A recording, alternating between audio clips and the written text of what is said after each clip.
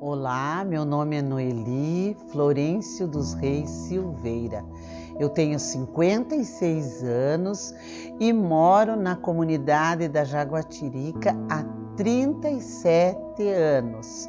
E aqui na Capela do Bom Jesus, desde que eu vim morar aqui, eu passei a fazer parte desta comunidade.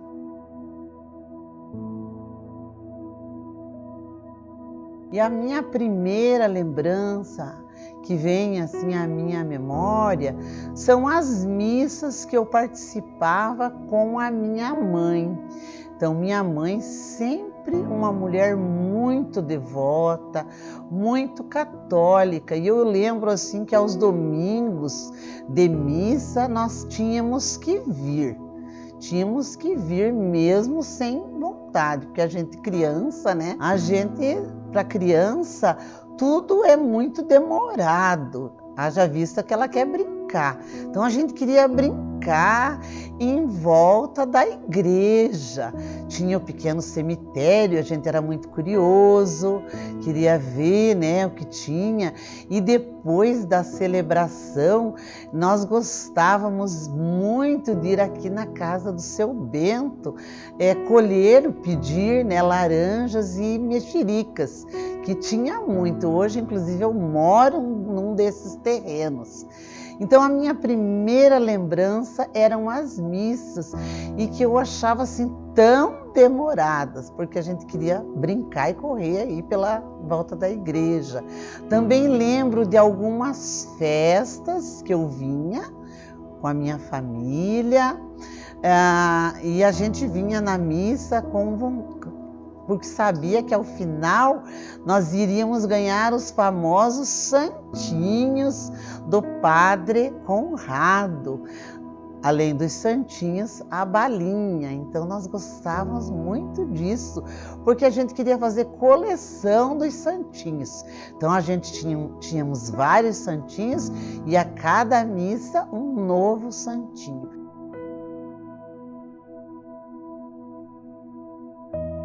Bom, frisando mais uma vez, né, a minha história com a comunidade, eu acredito que com a paróquia São João Batista, ela passa pela minha participação enquanto criança, vindo com a minha mãe, minha família, né? Ela também passa pela minha primeira Eucaristia, que foi na Nossa Senhora Aparecida, no Terra Boa, que eu já morei lá um tempo. Minha primeira Eucaristia foi naquela capela. E também os batizados dos meus filhos, né? A minha participação, e muitas vezes nós chegávamos aqui com a dona Rosemira esperar o Padre Conrado, e ele chegava, né, aquela figura folclórica do padre, como muitos conheceram, né, e ele chegava e já acendia o seu cigarrinho de palha, ficava conversando com a gente ali fora até a hora do início, né? Trazia o seu radinho, colocava em cima do altar, então nós não nos preocupávamos com os cantos, porque ele mesmo já trazia pronto, né? E ali a gente fazia as celebrações, sempre aos domingos eram as celebrações, né? 2 vezes por mês. Então, como nós já estávamos muito acostumados, né?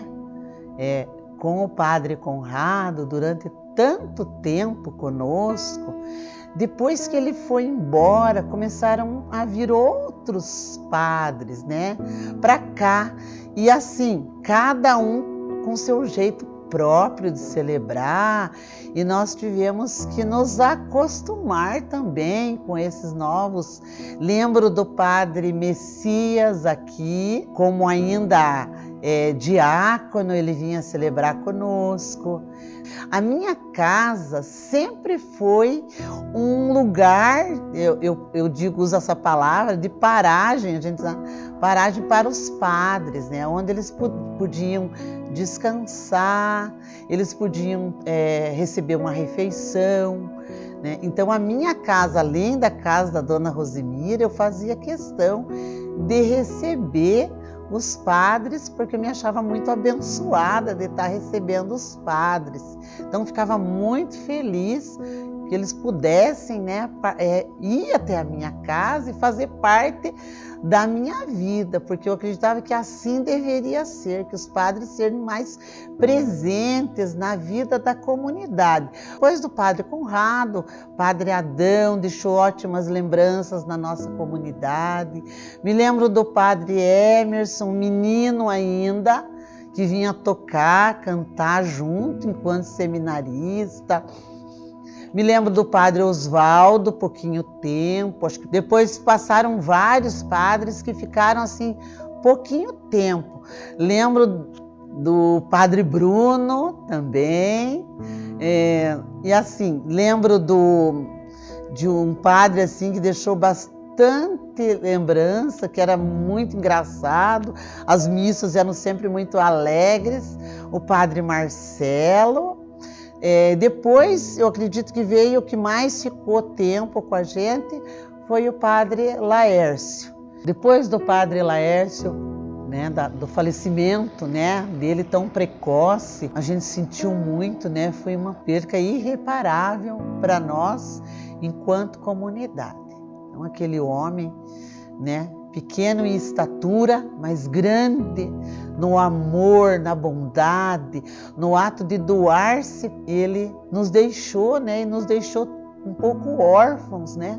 Nos sentimos órfãos daquele padre, daquela pessoa que chegava na comunidade, gostava de vir passar 3, 4 dias fazendo missão e não fazia distinção com ninguém.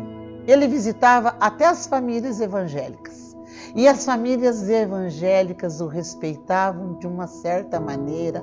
E a gente, né, nesse sentimento de perda, né, nós também tivemos a graça de outros padres que vieram, né? Tivemos o padre Emerson, que ficou muito tempo conosco também, um padre jovem, né, que veio trazer alegria para a nossa comunidade. Depois do padre Emerson, também tivemos o padre Luiz. O padre Luiz também foi um grande incentivador na melhoria, na construção do salão e da nossa capela. Depois tivemos o padre Dimas, depois do padre Flávio, né?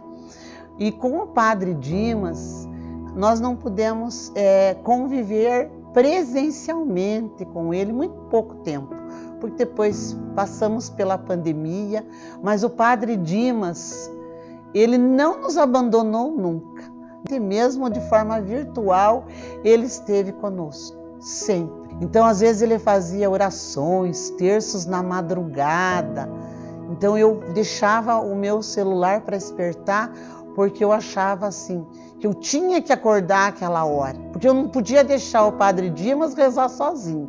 Eu pensava, quem é que vai levantar às 3 da manhã para rezar com o padre? E mesmo a gente não teve esse tempo de falar tudo isso para ele, de nos despedirmos dele, e ele com seu jeito próprio de ser, sempre quietinho, né? Mas uma homilia linda, que toca o coração.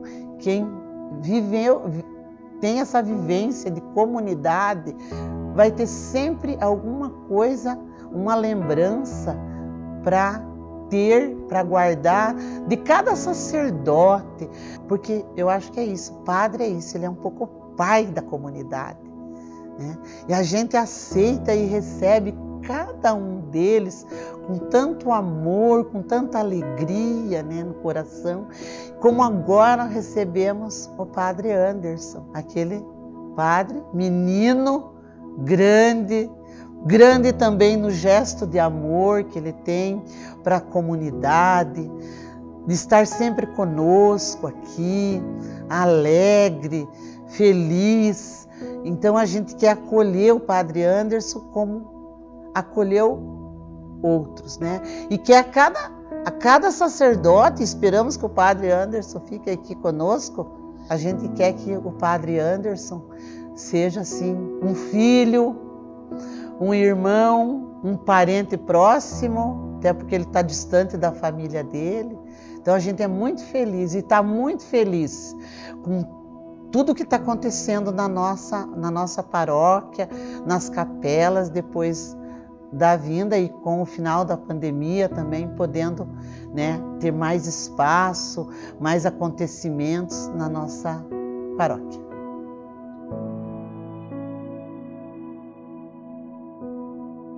Foi o padre Laércio, que no início da sua vinda para cá, né, a gente entrou meio que em atrito aqui na capela, porque como nós não tínhamos tridos aqui, nós não tínhamos missões, então quando acontecia alguma coisa, e eu lembro que eu, como professora, e na época eu era diretora da escola aqui da João Assunção, e a coordenadora da cultura, a professora Yara, ela pediu que eu avisasse na igreja, era época da Semana Santa, ia ter a Paixão de Cristo no teatro. E ela pediu, falou: Noeli, você pode avisar a tua comunidade que nós vamos fazer uma apresentação da Paixão de Cristo no teatro. E eu ainda, o padre Laércio, muito recente aqui, na hora ele veio fazer uma celebração, na hora dos avisos, eu levantei, tem algum aviso? Tenho. Fui dar o aviso, né? Olha, comunidade, no Teatro do Jardim Paulista vai ter uma celebração da Paixão de Cristo. Então, se vocês puderem ir, quando eu terminei de falar, ele olhou para mim, muito bravo, daquele tamanho dele, mas uma braveza incrível. Ele falou assim: o que a senhora está pensando? A senhora vai tirar a comunidade daqui para levar para outro lugar? Nós vamos fazer um tríduo aqui. Eu quase perguntei para ele, mas o que é tríduo? Porque a gente não tinha, né? E ele ficou muito bravo. Nossa, a gente entrou em atrito e eu, na época, assim, fiquei muito chateada. Passado alguns dias, eu estava lá no meu trabalho, lá na escola, o padre chegou. E eu não esqueço e nunca mais eu vou esquecer aquela cena. Ele chegou e perguntou se podia falar comigo. Eu falei: claro, padre.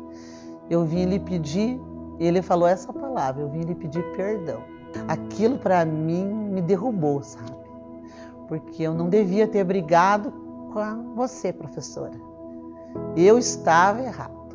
Eu não sei se alguém comentou com ele, ou ele percebeu, e ele chegou na escola, passado alguns dias, de repente, de surpresa, me pedindo. E eu fiquei: meu Deus, quem sou eu, né? O padre vinha me pedir desculpas, perdão. E daquele dia em diante nós nos tornamos assim amigos. Ele se tornou um pai para mim, uma pessoa que fez parte da minha vida. E eu jamais vou esquecer o padre Laércio na minha vida.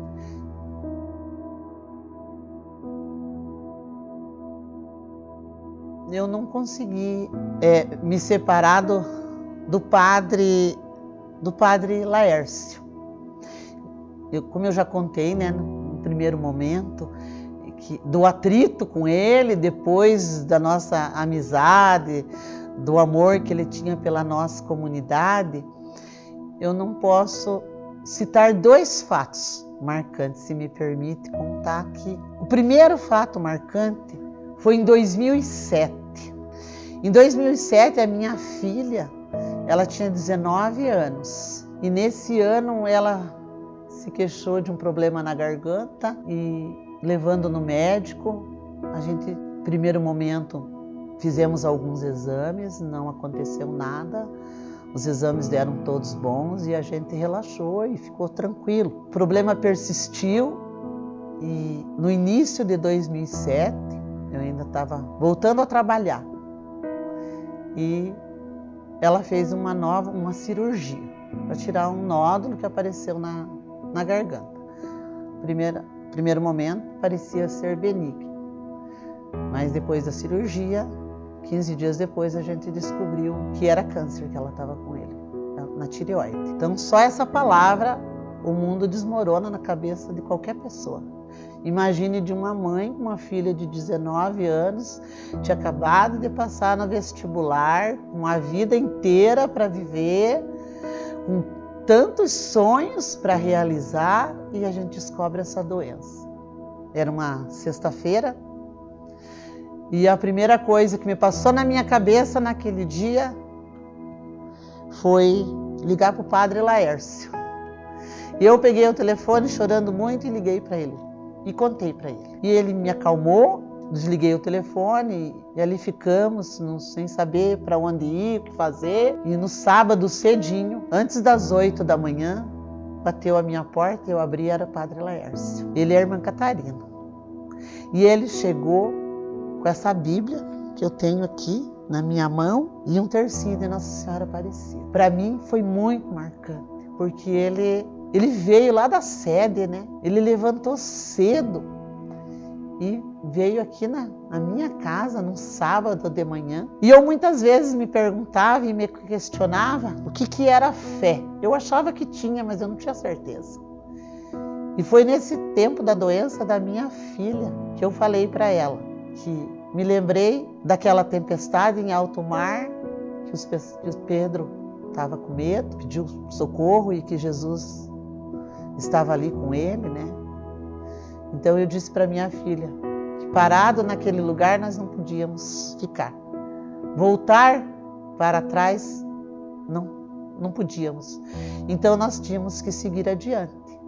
E com a ajuda dele, sempre ele, alegre, e ele veio nos dar tanta força e ajudou tanto. Ele foi um verdadeiro pai naquele momento. E eu não posso deixar de dizer também da dor, mais uma vez, da morte dele. Uma das últimas celebrações que ele fez aqui, ele já estava doente. Ele estava com um bonezinho marrom, uma roupinha marrom, e ele veio fazer uma celebração aqui. Era uma celebração da Semana Santa, eu acredito. E eu não tomo a comunhão. Eu ainda não tomo a comunhão. E eu sentada, eu acredito que foi a cerimônia do lava-pés. E ele, sabendo da minha história, que eu não tomo a comunhão, ele me deu a comunhão naquela noite. E foi assim, a última vez que eu tô... Desculpe. Que eu tomei a comunhão aqui na comunidade, pelas mãos dele. Para mim foi muito marcante.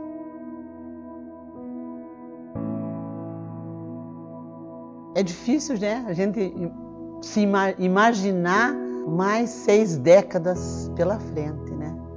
E o mais difícil é imaginar que nós não estaremos aqui. Então eu fico imaginando, se há 60 anos atrás tivesse essa tecnologia que nós temos hoje, o que será que essas pessoas que viveram aqui na comunidade, que moraram aqui, que ajudaram a construir essa capela, o que será que elas teriam deixado de depoimento oral, né, para nós? Daqui a 60 anos, será que alguém vai poder ver o meu depoimento? O depoimento de todos aqueles que vão deixar o seu legado histórico para essa paróquia. O que eu posso dizer é que daqui a 60 anos eu não vou estar mais aqui, mas que Deus me permita olhar, ver da onde eu estiver, o que vai acontecer aqui na comunidade. Eu também espero que esses depoimentos, que essas memórias que estão sendo deixadas, possam servir de inspiração, possam ser inspiradoras para as futuras gerações, para essas crianças que foram recentemente batizadas aqui, recebidas pela comunidade, que elas possam ver esses depoimentos, que esses depoimentos não fiquem guardados lá na paróquia, mas que possam ser mostrados para as futuras gerações, para que elas vejam, ouçam e possam sentir a emoção que a gente está sentindo hoje, se imaginando que daqui a 60 anos nós não estaremos mais aqui, que nós teremos lembranças, mas eu espero que essas lembranças sejam as melhores, como o padre Laércio sempre falava, que essas lembranças possam ter cheiro, mas cheiro de saudade, cheiro de história, porque a história não pode ser deixada para trás.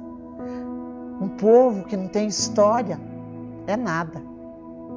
Não só a história de fatos sociais que acontecem, que a gente vê nos livros, os fatos deixados pelo ser humano, mas os fatos, né, que nós podemos sentir enquanto comunidade de fé, comunidade religiosa, e que essa comunidade do Bom Jesus da Jaguatirica seja muito mais próspera, mais humana, mais solidária, mais caridosa, que não haja sofrimento, né? Que as pessoas possam viver melhor.